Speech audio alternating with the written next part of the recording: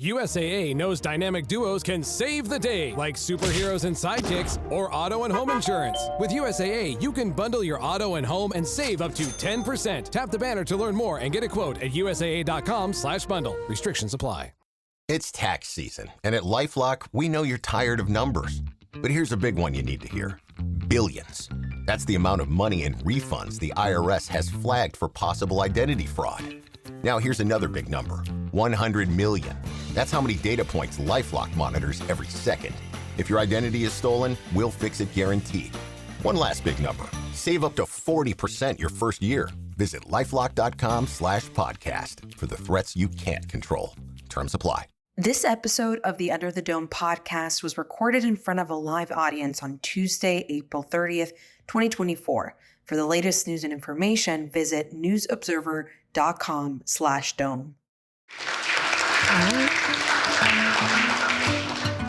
For the News and Observer, I'm Captain Bureau Chief and Under the Dome host Dawn Vaughan for this special recording of the podcast. We're here at the North Carolina Museum of History in downtown Raleigh in the Daniels Auditorium. As Bill mentioned, this is our first time hosting a live event to record the Under the Dome podcast. Thank you to those of you who are joining us this evening. And thank you also, and welcome to our guests, Democratic Senator Natalie Murdock of Durham and Republican Senator Vickie Sawyer of Mooresville in Iredell County. Thank you both for being here. Thanks for having us. You're also both podcast alumni who have been on before, and you get it's the sticker just for alumni and everybody that came for this. So I feel like we have to start with kind of the big news that's been going on the past day or two. And Senator Sawyer, I'll turn this over to you first about the law enforcement officers that were killed in Charlotte just yesterday, I guess, as we're recording this on Tuesday. And I know the news is still coming out. Anything that you wanted to say about your district, about just what happened? Yeah, thank you for that opportunity. I spent my morning talking to my Fraternal Order of Police Lodge president, those who are my friends who are in the CMPD, those who are of us who serve in the Statesville PD who lost their friends, folks that I knew. U.S. Marshal Thomas Weeks lost his life, Sam Pelosi and Alden Elliott also, who were officers with the North Carolina Department of Adult Correction, also were killed. And Joshua Iyer died from his injuries with his wife and his family by his side. And forgive me for being emotional, but, I know these folks. And I listened to my friends openly cry this morning because this is the third time in the past month that either Iredell County or CMPD police officers were under fire. In fact, my sheriffs of Iredell County said that over 400 rounds were exchanged in the last few. And when I heard from each and every one of those men, as I talked to them this morning and tried to hold it together as they could not, they were so frustrated that they work hard to put criminals behind bars, and yet others work so hard to let them go. What I heard from them today was, as soon as we lock them up, they get out. How are we to protect ourselves, and how are we to protect you? So forgive me for being a little emotional, but this one hits very close to home. And I do want to let my folks know that I talked to today and those across North Carolina who are listening to this, who serve in law enforcement, that we do need to look at why criminals are being let loose on the streets and why us North Carolinians are not safe and why our police officers are continually under fire. Thank you, Dawn, for allowing me to talk about that.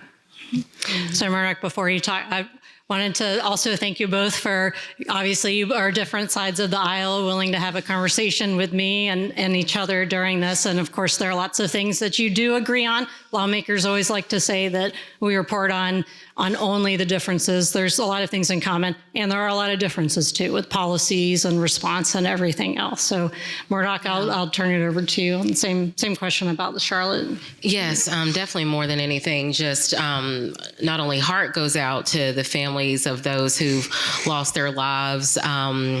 It's my understanding Mayor Vallau spent some time with those families, also was very emotional. And as someone, in Durham with our police department and sheriff department, from police chief to sheriff on down, definitely consider a number of them friends and have family members that serve. And it is one of those fields where for you to put your life on the line every day is a lot to ask of someone, but they still took the call to keep our community safe. So just heart goes out to that family, still kind of following exactly what happened there, but goes without saying, just tragic, and just praying for those families.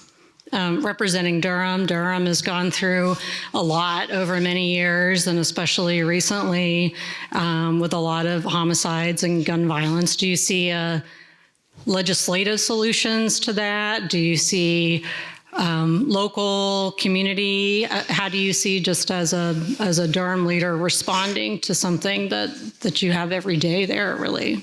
Yeah, definitely. I view the issue of public safety and crime holistically. I think that I'm coming off of visiting a lot of schools, and it's my understanding, particularly with young children, you can kind of see, if they're going in the wrong direction as early as first, second grade. And for some young people, you've really got to get them back in the right direction that early on. So I am supportive of really addressing the root causes of crime, not just education, but opportunities after school. I'll give a shout out to Sidekicks Academy. And the reason I have to use that as an example and start in our schools, we luckily, thank the majority here, we're able to get $25,000 for that program in Durham. And what the principal shared with us is Sidekicks Academy. It's a program where students are able to do Taekwondo throughout school and after school, but it's not fully funded by the school system. One elementary school in Durham, suspensions are down. When you look at those who end up getting in trouble or breaking the law, a lot of them started off getting suspended in school. So we definitely know the school to prison pipeline is real, but something that I am glad that we are doing in Durham is really a mix of a little bit of all of it. They have reinstated bonuses for officers. We did just simply have a lot of vacancies to be the city the size of Durham, did more recruitment. So that has been helpful. Our last few rounds of police academies have had more graduates, but we've also started a separate community safety program department. The Hearts program has already received national attention, and those are unarmed social workers. I think particularly with our law enforcement focused on that violent crime, I think they end up becoming social workers when that's not what they signed up to do. I think if we know for sure it's a mental health crisis, send someone that wants to focus on that. And we actually have a reduction in violent crime of 3% of doing a mix of doing more with school, after school programs, the Hearts program, along with supporting the officers that we have. Senator Sawyer, do you see legislative response to anything what's happened in Charlotte or elsewhere, just overall on the issue that you kind of already alluded to a little bit? Yeah, according to my sheriff this morning, 70 to 75% of all violent crimes are committed by repeat offenders. So why are we letting them go out and terrorize our folks and me and my children and our families, and especially our men and women in blue? We have enough laws on the books. We just need judges and magistrates and those in the judicial system to keep them behind bars until they can receive either their punishment that is due to them. Perhaps they go through rehabilitation or go out, but the recidivism rate is so high. So I understand that. I'm so grateful that Senator Murdock mentioned that there are measures to be taken at a young age, because I do believe in that holistic approach. But once the time has come when someone has committed a violent crime, they should serve their time in jail and be taken off the streets so that we can all enjoy North Carolina and not be in fear of our lives. If you want to add anything later, we're open to that with the conversation. I've got kind of a wide range of topics that we'll talk about.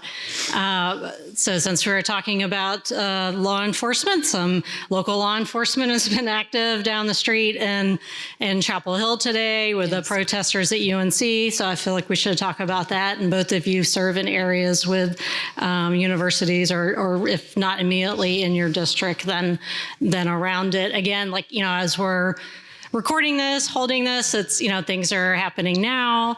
How are each of you seeing both the response, to and from the protesters? And if you see anything from, there should, a state response, the universities, and then obviously the broader issue of what this is over. I know that's a loaded, long question. So. Yes.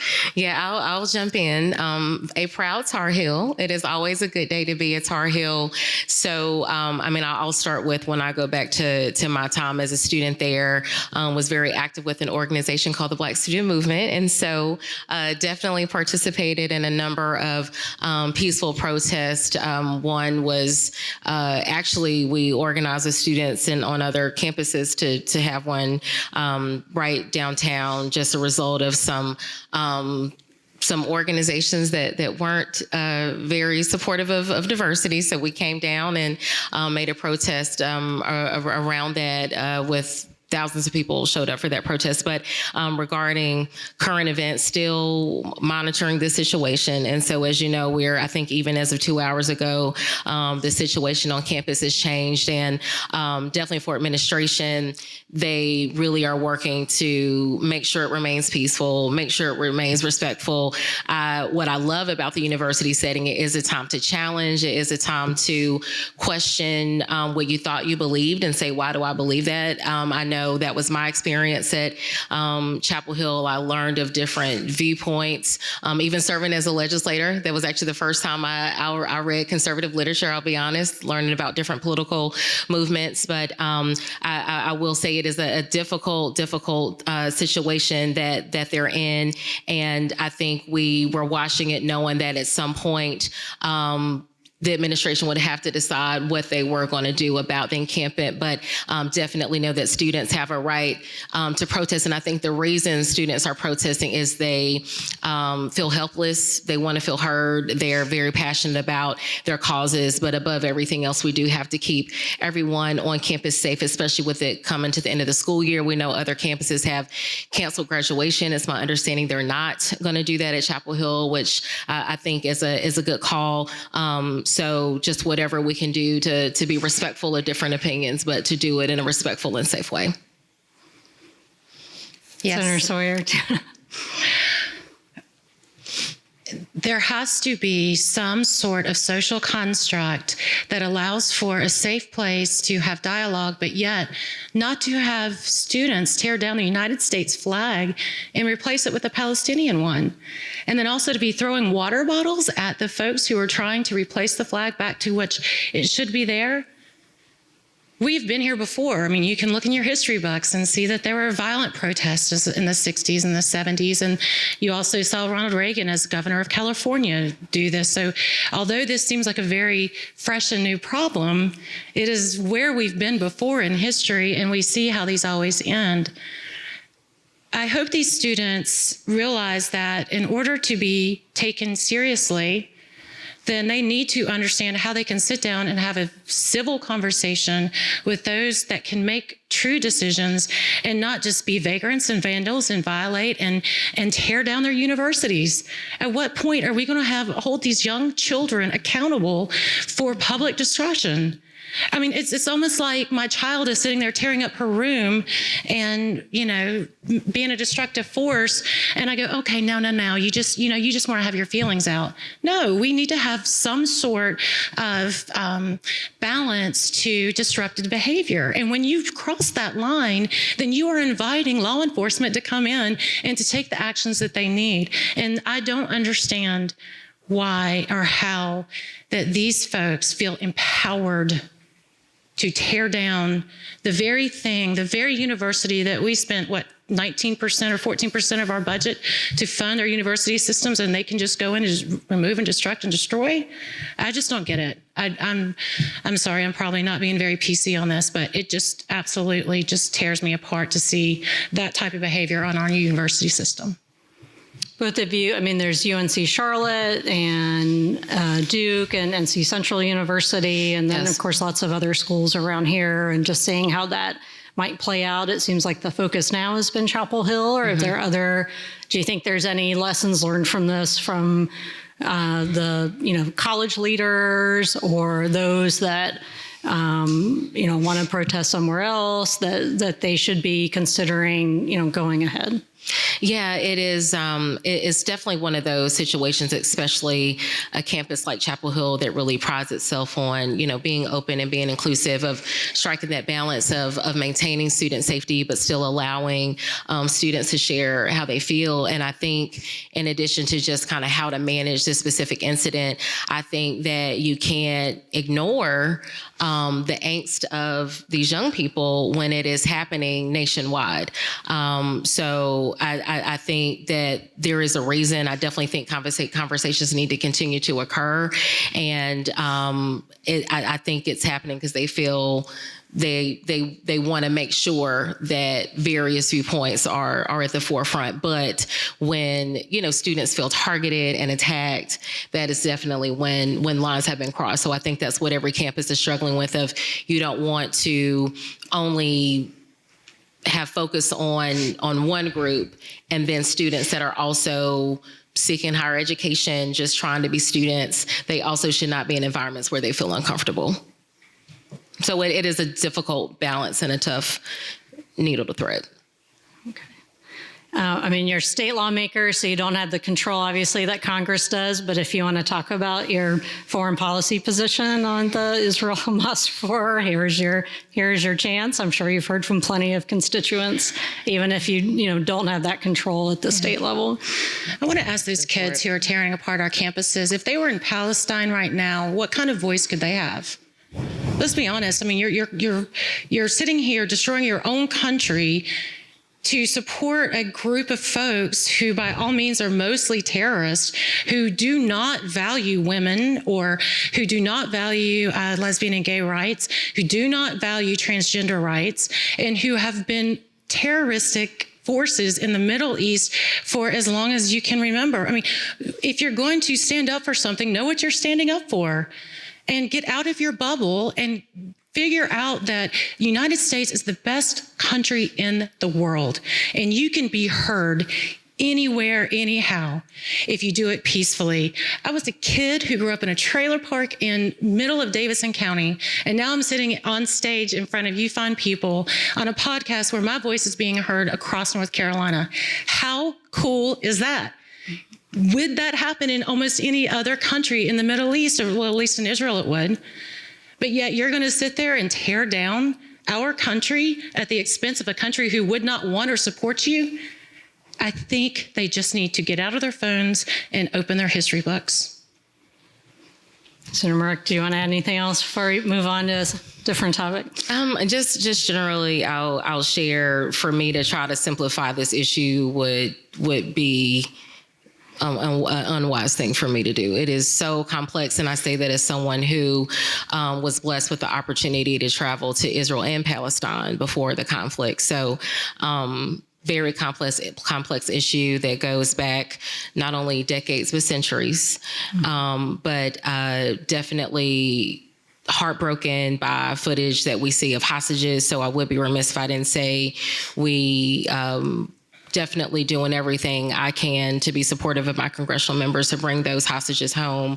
I actually have a constituent whose brother is still missing in my district. So met with them, and also heartbroken by the destruction I see in Gaza. I'm a human being.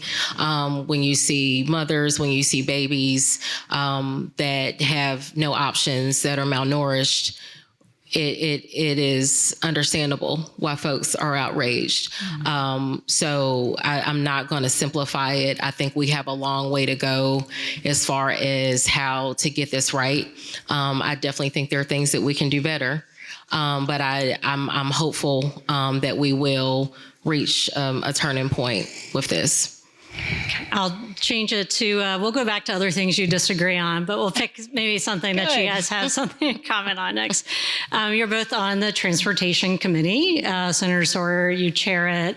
Our Charlotte Observer listeners and my colleagues at the Charlotte Observer suggested to ask your opinion, Senator Sawyer, about the R line. And because Charlotte has light rail, and Senator Murdock, you are involved in the light rail that didn't happen in the triangle. I guess maybe there could be common, a lot of people have strong opinions on transportation, even though it's much less controversial than other topics, obviously.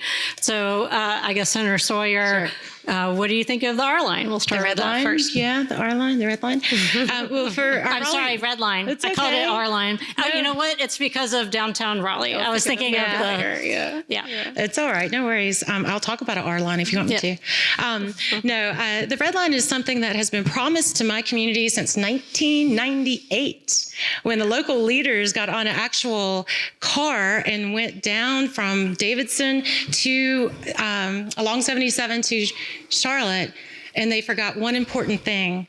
They forgot to invite Norfolk Southern to the party. So they had sold a transportation tax for our area, and guess what?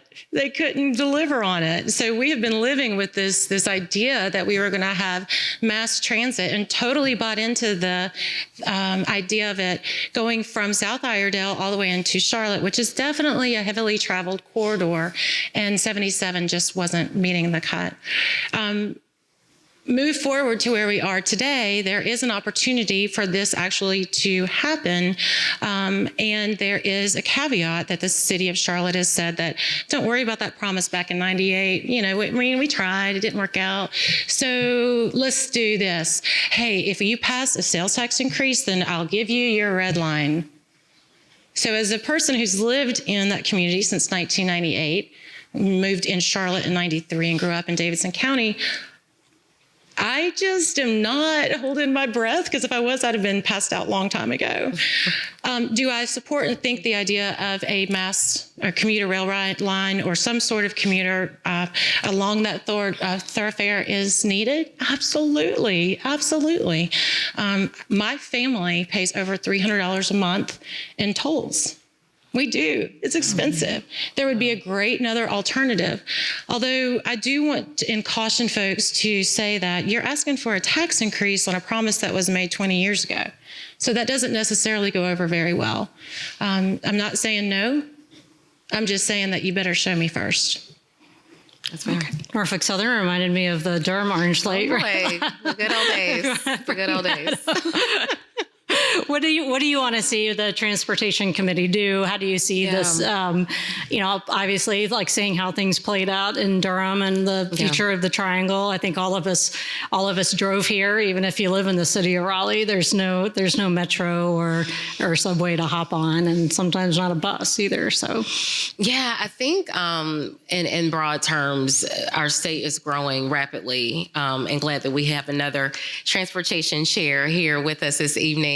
And so we really do have to provide more transit options, more options that will get you out of your car. And I think especially since we have so many folks moving here from all over, coming here from New York and DC, and where they're really accustomed to having those transportation options, even New Jersey. I think it is a matter of how to do it, how to get it right. We do know that BRT is finally moving forward in Orange County, along with Wake County. And, but I do, full circle, it's a big part of kind of how I learned how the General Assembly works years before coming a senator. And when the light rail was rocking and rolling, our big roadblock was losing the ability to get 25% funding from the state. And even in the prioritization process back then, we were pretty much told, like, even if it happens over a number of cycles, we'll figure out a way to do it. So even though that project didn't move forward, for Charlotte, it was huge. For Charlotte, getting that 25% is how they were able to get so many lines. And no matter what technology we use, we definitely have to figure out something. And not only for transit, we'll love more support for sidewalks and bike paths, for all of it. Even before we had the change where they're kind of grouped all together, I think just if the percentage for that funding could go up, it's something that a lot of local communities to see and want to see. And yes, we are proud to be the #1 state for business and growth, but with employers have Chatham County. And we're already talking with full speed of how we're going to get the workers there. How would they get to work every day? We know folks will be coming in from multiple counties. So it also is an economic development issue when people can't move around. It's also difficult to get to work. So I would love for our committee to do more on that topic, but I think it starts with looking at how projects are prioritized and figure out how we can be more aggressive in supporting high capacity rail and a high speed rail project that's already on the table with the S-line. It was funded, my understanding, in the House budget, but not the Senate budget. So that is some low-hanging fruit. The state of Virginia has already provided that state funding. The federal government has signaled they'll fund it. So that would go a long way, since FTA has provided, I think, over $1 billion in funding for transportation in this area. You mentioned the budget, and of course, we're all excited to talk about the budget. Well, can we follow up on that one real quick? But I was going to say, and also want to know what your transportation committee, priorities are this session. Yeah. So let's talk about the S-line. And quite frankly, I've been drilling down in my co-chairs, as well as Senator Lazar, who's here with us today, and Senator McGinnis. And we need to look at options. We need to look at transportation options. But we also need to ask the Board of Transportation and that agency to honor the commitments that have been on the books for the last 20 years. If you look at my neck of the woods, as we say in the South, but we have two major highways, I-150 and 73, that were both slated to have been widened beginning back in 2017. And because of the board budget shortfall, these projects that were, remind you, they were promised 20 years ago, are not going to be built 5 years from now. So when the agency sits there and they goes around and says, you get a road, and you get a road, and you get a road, but in 20 years, but now I want you to invest in a high-speed commuter rail to a place that it only serves one portion of our state, when there already is 3 options to get to DC. How do I go back home and say that we need to give them another $400 million to complete something that may or not be done in the next 15 years, when that same $400 million could go fix Highway 150 or 73? Remember, these are promises that were made by the Board of Transportation years and years and years ago, that people all over North Carolina have been waiting for their road to be constructed. I'm not saying that roads are the end-all be-all. I'm just saying that we have got to sit down and have an honest conversation about broken promises that have been made to North Carolinians over the past 10 years. You can't even find out if every project were to be built that are on the books today, new road construction projects, it may be $8 billion, up to $30 billion that we need to come up with. Now, that is even before we build something in Chatham to make sure that we can get folks in and out of Toyota. That's before we put any other new road project on there. We're already structurally behind tens of billions of dollars if we honor the commitment. So how in the world can I go out there and say that we should take that money and put it into a new project when the agency cannot complete the ones they've already promised? So I take it Transportation Committee this session will have some news out of it, I guess. Maybe I'm just being a little tongue in cheek about it, but I mean, like, it's a $6 billion enterprise budget.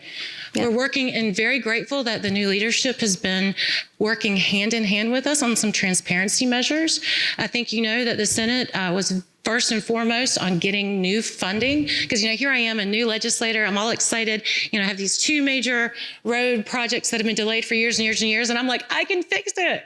No, I cannot fix it. But at the time I thought, I can fix it. We can fix it. Let's get a bipartisan group together called NC10, and let's put thought leaders in the room, and let's get more money into transportation. That will move these projects forward. And you know what it did? It did get more money in the budget, up to about $640 million. But then we have the agency out there who wants to take half of that and send it to S-Line when there's already 3 ways to get back and forth from DC to Raleigh. So it is very passionate for me, because this is real people's lives who've been waiting for real roads that have been promised to them for many, many years. And we've got to stop over-promising and under-delivering. Yeah, definitely agree on the overpromise, under-delivery part. I mean, even for the loop in Durham, I think Senator Woodard jokes it was on the step before he was born. I think it's a number of ways to slice that. I think the overcommitting, it was just kind of the way the state improvement plan was set up. I think it. And for folks that want to see it, I mean, when you print it out, I mean, it is massive. So I think it is a change of a culture to be realistic about what we need. I think it's also an opportunity to be mindful of how we spend our dollars, where we spend our dollars. When you look at corridors like a 95, like a 85 and a 40, they have huge amounts of traffic. They have folks coming in and out all day. So it is a tough balance. And I should share, I say this as someone, I represent Durham and Chatham, but I also was a director of a RPO, a rural planning organization. So I've represented those communities where literally one service road for the local Walmart is a game changer for them. So I've been in the position where it is difficult to balance, but I do think there's a way to do it. I think that you can prioritize, especially federal opportunities for transit, when FTA comes to the table and says, we will meet you halfway. I think there is a way to rise to that occasion, but definitely we would be remiss if we neglecting rural, suburban communities is not the solution either. We've got to figure out a way to do both of it. So we're only a few days in a legislative session, and the point of it is supposed to be, budget tech correct. So we'll see if that happens. At this point, what are your main hopes for how the budget process plays out? Either timeline, which of course is our constant question, to what the amount of raises are, or additional funding for transportation or anything else. Yeah, so yes, I want my colleague to have plenty of time, because she has an inside scoop much more than I do. But what I would like to see, what I'm hopeful of is, for one, as we're starting with a topic, I think that shows the tempo of session got hotter quicker than I thought. We are voting on, my understanding, HB 10 just this week. So yeah, coming in hot this session. So to me, I just wish we could have started with a little more just doing the work and not jumping into the culture wars quite so soon. And that's the cooperation with ICE, sheriffs. Yeah, cooperating with ICE bill. So I wish that wasn't starting so early in session. I knew there would be some of that, but here we are. But just with funding, everyone's seen the reports of $1 billion plus in surplus. So I would really be hopeful that we make serious investments in child care. As Senator Sawyer knows, I am all for working across the aisle. I'm all for what can we agree on, what can we get done. And, since we have the state chamber of Commerce to come forward and say, we've got to do something on child care. We may disagree about the number, but I am hopeful we will do something around child care. We are on the merge of a childcare crisis if we don't get serious about that. I think on the low end we need $180 million, if not upwards of $300 million. So that's a really big one. Would always love to do more for teachers, support the governor's recommendations of not only raising teacher pay, since we all know that inflation is difficult to keep up with, the price of everything, even car insurance is going up. So that is definitely something I wish we could do. I'm also glad the governor's budget mentioned restoring master's pay with the turnover we're seeing in the classroom. I just think we have to really make sure our educators know that we value them. So that is something that I would like to see. And from a policy perspective, I hope that we can. I'll actually save that topic for later. I think that topic is coming up soon. But some other general employment budget items, pay increases for state employees, if we could definitely do more for them, and bonuses, retention, back to education. We need to do more to keep our veteran teachers in the classroom as well. So those are some highlights of things I wish we could work on this. Let me ask you, since you mentioned Governor Cooper's budget, a question I asked for him when he presented to reporters about the teacher raises and then the raises for, often it's the lowest paid education workers, the bus drivers, which is, also a big crisis, cafeteria workers, assistants and everyone else. The proposal calls for the same as the state employee raise, which I want to say is 5%. 5%. Do you think they should have a higher raise? Do you think that should be something that the counties, which is something you're obviously a big deal in Durham with pay, should supplement that in a different way? I think if there was a way that funds could be provided for counties that want to do that. Durham, we were actually one of the first counties to pay bus drivers $15 an hour, and I actually do want to applaud my colleagues. I think it was maybe my second year in the Senate where we were able to have a budget compromise that could get those employees up to $15. And I say that as someone whose grandmother worked in a cafeteria for Guilford County Schools. So that she had to raise 5 children, she and her husband.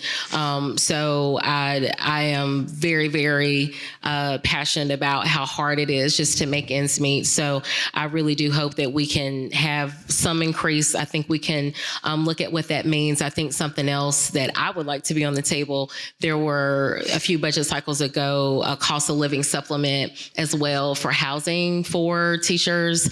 And it excluded the 4 largest counties. So obviously that includes Durham and, or maybe the 5. But the issue with that is our housing costs are some of the highest in the state. And so I think that was a missed opportunity as well. That's why you'll have teachers move to other areas because they just can't afford to live where they educate children. And Senator, sorry, I want to hear about your budget priorities, sure. But also we had some, when people registered that had asked questions, this is from Ann House, which is kind of the broad thing we're talking about anyway, but they asked, what are your priorities for this short session? So that's overall. So both budget and then also anything else legislation-wise. Yeah. Thank you. Respectfully, Senator Murdock, requiring sheriffs to cooperate with the law is not a culture war. In fact, I'm surprised we even have to pass that bill at all. It seems like this is something that's a no-brainer, but unfortunately, we have only a handful of sheriffs in our communities who refuse to enforce laws, and they pick and choose, which I respectfully say that is not their charge when they sign up. I also just want to mention too, every dollar that North Carolinians send to Raleigh to run the state government, 76 cents of that goes to public schools, higher ed, and Medicaid. And of those dollars, 71% of that goes to benefits and salaries. That's a lot of money for a lot of people. So it's so nice to say that I would like to increase, state worker salaries and all the stuff, which we do because we know they're valuable and we appreciate your service. But also, it's a big ticket item that is a recurring expense, and you do not want to put North Carolina in the same hole they were back in 2010. Times are good now, but they won't always be. And when we talk about those reoccurring expenses, that's a slippery slope, and one that I'm going to credit our leadership with being thoughtful about. So for me, my budget priorities is transportation, right? And really with those is going to be budget transparency in transportation. And secondly, we're also looking at transparency with the Department of Motor Vehicles. I think my co-chair, Senator Lazzara, has been very vocal and great, and support him 100% about why are we not delivering the service to our community that they expect? Why is it taking over $140 million or $170 million to upgrade a mainframe system so that you guys could have simple conveniences like your driver's license on your phone, or being able to, an auto dealer to be able to issue and do everything online instead of mailing it in the old way? Like simple customer service things that us in the private sector do every day and the DMV has failed to do for the past 15 years. So for me, it is going to be those items that we're going to do, because I do want to get more money in transportation. I'm not anti-S-line or anti-different ways about how we should, manage our transportation infrastructure for the future. But I also want to make sure that we have enough money to provide the building blocks that have already been promised. And the only way to be able to do that is to make sure that the agency can accurately portray the money that they have received from the General Assembly and where it goes. It's simple, right? Show me where the money goes and how you spend it. And then we as the General Assembly will be happy to look at other ways to make sure that you can get that money so that you can honor those commitments that you've made to North Carolinians. So that is going to be my, and Senator Lazzara and Senator McGinnis, we've actually been here for the last several months working on it. And so that's where my priorities are. And I hope that you guys will join me in that same journey. So. Senator Murdock, as far as any other priorities this session, and I wanted to add, we had another submitted question from Terry Wally, and this is quoting Wally, if I'm pronouncing that right. Senator Murdock has been a longtime supporter of women's rights in general and the Equal Rights Amendment specifically. We're going to go to things that you all don't agree on here. How much of the 2024 election will hinge on the, quote, anger and frustration of women whose rights, reproductive and otherwise, are under assault? If you want to answer that question.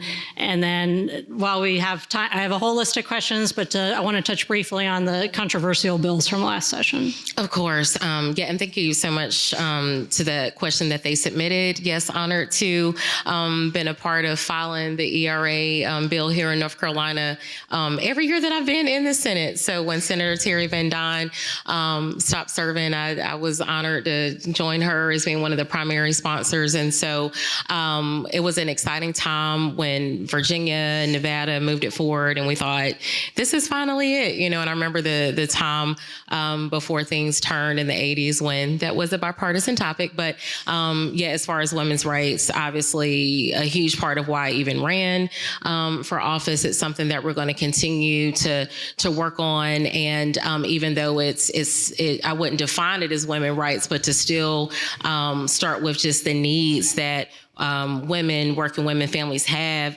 back to childcare. When we were in the midst of COVID, we really called it a she session, because when a lot of childcare facilities and schools, when it just wasn't safe to engage in that, it had a direct impact on women, and it made it difficult. It's hard to work, if no one can care for your child.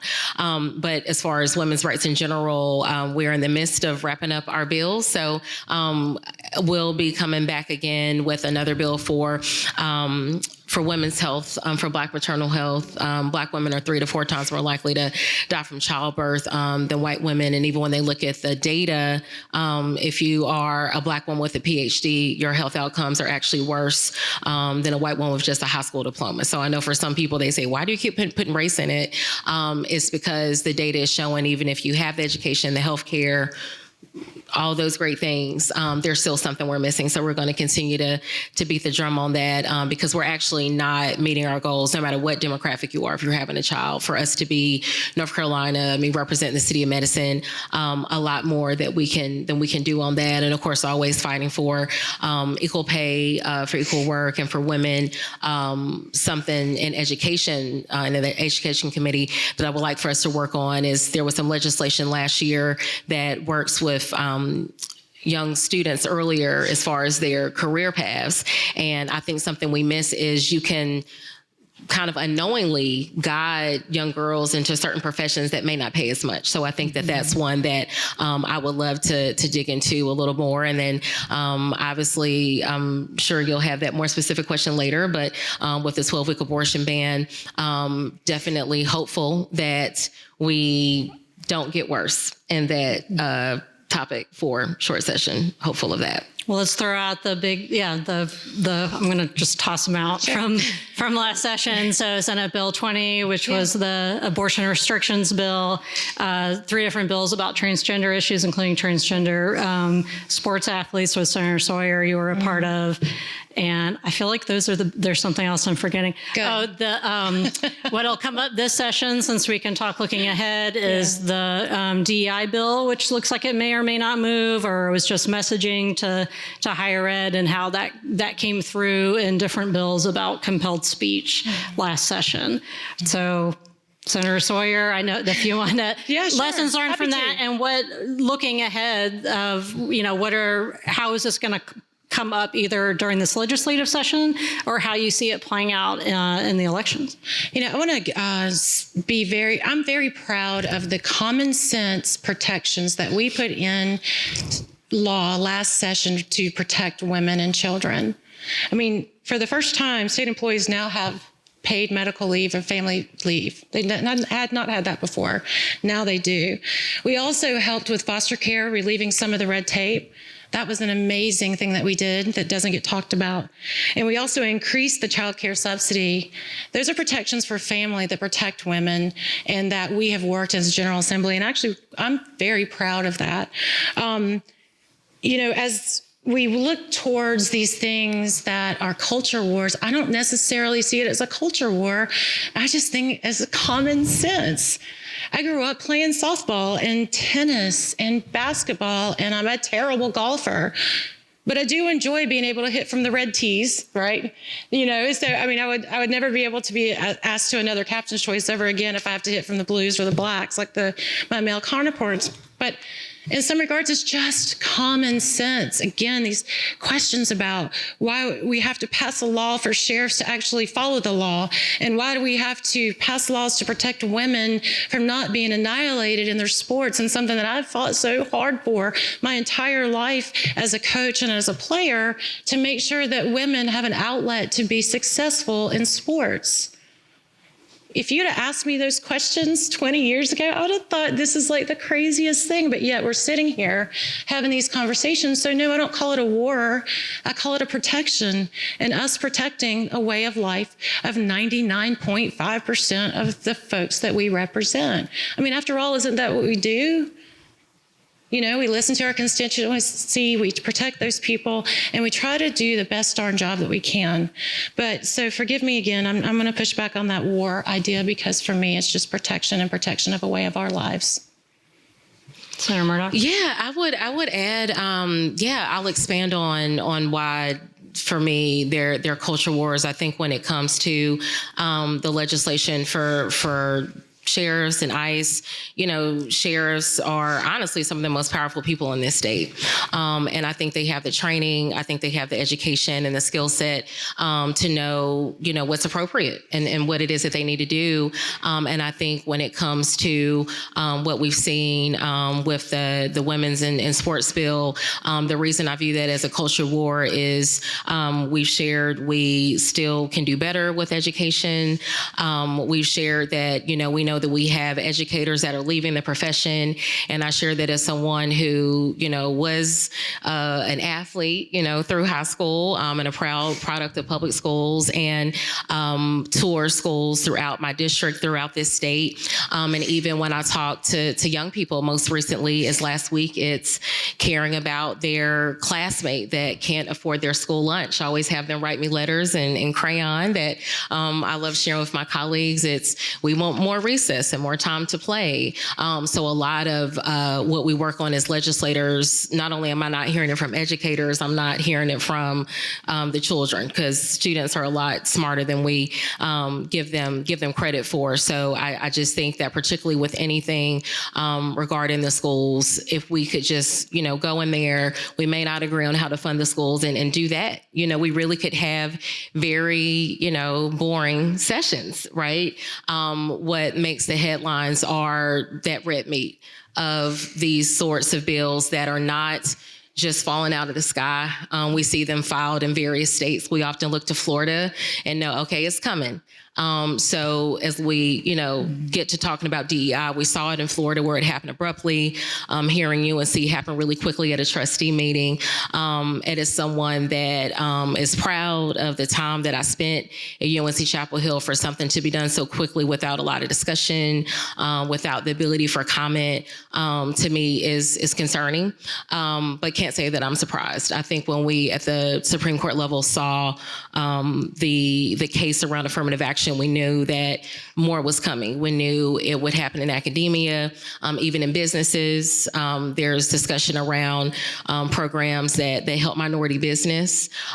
So I know I'm committed to calling it out and saying that I think it's concerning. I think that there is a way to respect the differences that we have, but not have unforeseen consequences on communities that may not have the ability to advocate for themselves. We're at about 45-ish minutes, so I'm going to maybe wind down our conversation a little bit. I need to acknowledge Senator Murdock. You work for the Biden-Harris campaign. You're a longtime Josh Stein supporter. I know that you all support the candidates of your party, so I'm not going to ask you to just repeat that. I am going to ask if each of you were running for governor, and maybe you will one day. If you want to announce that here, thanks. Sure. Okay, great. Exclusive. Or something else. What would you do different than the person that has your nomination for your party if you're running for governor this year? That's a big question. And don't give, if people listen on past podcasts, I asked Attorney General Josh Stein how he was different than Governor Cooper, and he talked about liking ties or not. So none of that. No, I mean, something, how would you, policy difference, how you would run a campaign different than Stein and Robinson? So politics is all about timing, right? And I think these two candidates, both in their own regard, have great timing for which we are in right now. And I think if I were to run for governor, and it would have to be a different time. So I don't know what I would do differently than either of these two men right now in that are ours. What I do know is that we've had primaries, and that is who the state has elected to be our representatives. And whomever wins, I do want to make sure that they understand that transportation is number one. And to support transportation. So I'll be interested to see what happens in the future. And for right now, I'll just hold my opinions. Yeah, great question. First, I'll applaud the sitting governor, Governor Roy Cooper. And as you know, had the opportunity to work for A.G. Stein, and will continue to be a surrogate on his campaign.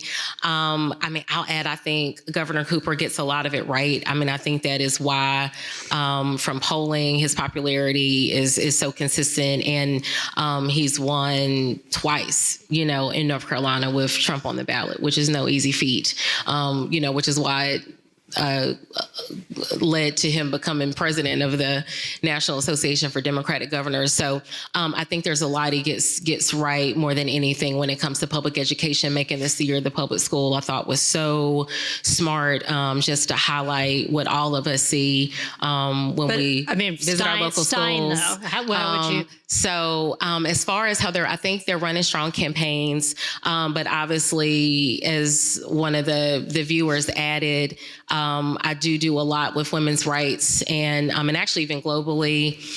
So I probably would have an entire rollout around supporting women and girls and kind of how that looks from young girls in school all the way to working moms. So would definitely have a flavor that would lean into policies that would support them, whether it be in school. And honestly, thrilled was able to work with majority members to have funding in public schools for things like menstrual products. So there's a lot more that we can do there. But yeah, that's the focus on women and girls. Okay, so the difference in Stein's campaign. Senator Sawyer, do you want one more round of anything you would do different than Robinson's campaign? No, ma'am. Okay, just give me everyone the opportunity. Yeah. So we are transportation. Yeah, She said one. we are running out of time, but longtime Under the Dome listeners know that I always ask people what's their headliner of the week, and we're not voting on it. It's just what you think. So I'm not going to ask this week since we're recording on Thursday, but it is April 30th as we're recording. So what is your headliner of the month?